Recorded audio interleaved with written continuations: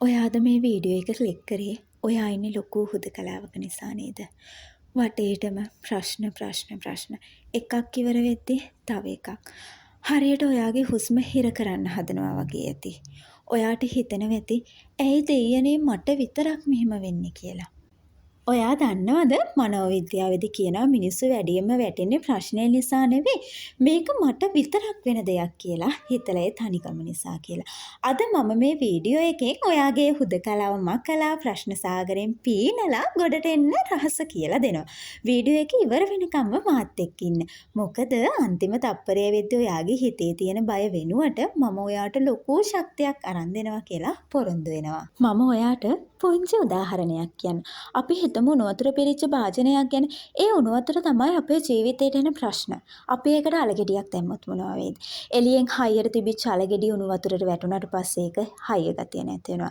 හැබැයි අපි ඒකට බිත්තරයක් දැම්මොත් ඇතුලෙන් තීරයක් වගේ තිබිච්ච ඒ බිත්තරය උණු වතුර නිසාම ඇතුලෙන් තද වෙලා ශක්තිමත් වෙනවා. හැබැයි අපි ඒකට තේකොළ ටිකක් දැම්මොත් මොනවා වෙයිද? ඒ තේකොළ ටික උණු වතුර නිසා විනාශ වෙන්නේ නැහැ. ඒ වෙනුවට ඒ තේකොළ ටික උණු වතුරේ රසයේ පාට සම්පූර්ණයෙන්ම වෙනස් කරලා අපිට වටිනා රසම රස තේකෝප්පයක් හදලා දෙනවා. ප්‍රශ්න කියන්නේත් අන්නේ උණු වතුර වගේ. ඔයා අලගෙඩියක් වගේ ප්‍රශ්න හමුවේ වැටෙනවද? නැත්නම් බිත්තරයක් වගේ ඇතුලෙන් හයි වෙනවද? එහෙම නැත්නම් තේකොළ ටිකක් වගේ ප්‍රශ්නෙට වඩා බලවත් වෙලා ජීවිතේ ජය ගන්නවද කියන තීරණය කරන්න ඕනේ ඔයාම තමයි. ප්‍රශ්නේ වැදගත් නැහැ. ඔයා ඒකට මුහුණ දෙන විදිහයි වැදගත් වෙන්නේ. ඔයා හිතනවද ලෝකේ ජයග්‍රහණය කළේ ප්‍රශ්න නැති අය කියලා? නැහැ. එයාලට ප්‍රශ්න තිබුණා. ඔයා අහලා ඇතිනේ නෙල්සන් මැන්ඩෙලා ගැන අවුරුදු 27ක් හිරේ හිටියා. හිතන්න අපේ ජීවිතේ අවුරුදු 27ක් හිර කරොත් අපි කොහොම වැටෙයිද? හැබැයි එයා අවුරුදු 27න් පාවිච්චි කළේ තමන්ගේ හිත ශක්තිමත් කරගන්න. එයා එළියට ආවේ පරිගන්න නෙමෙයි. මුළු රටක්ම එකතු කරන්න. එතකොට KFC එකේ නිර්මාතෘ අවුරුදු 65ක් වෙනකන් එයා හැම වැඩකින්ම අසාර්ථක වුණා. එයාගේ රෙසිපි එක 1009 වතාවක් ප්‍රතික්ෂේප වුණා. වයස අවුරුදු 65 දී මිනිස්සු ජීවිතේ අත්හරි දෙයා 1010 වෙනි වතාවටත් උත්සාහ කරා.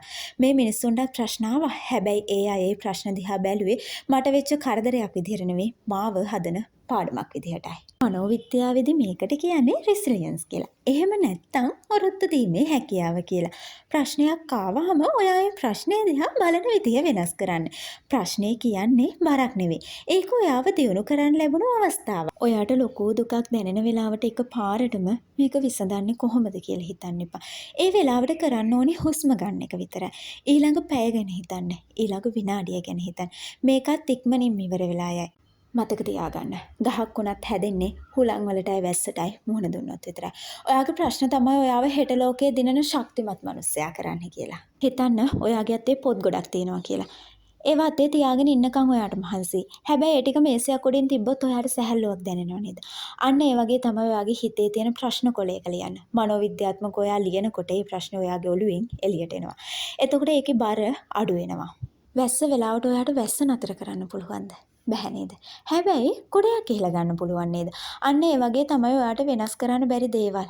අතීතය අනිත් අයගේ හිත් ගැන හිතන එක නතර කරලා අද මට කරන්න පුළුවන් පුංචිම දේ මොකද්ද කියලා බලලා ඒක කරන්න. ලොකු බරමල්ලක් ඔයාට තනියෙන් උස්සගෙන යන්න බැන්න ඔයා මොකද කරන්නේ?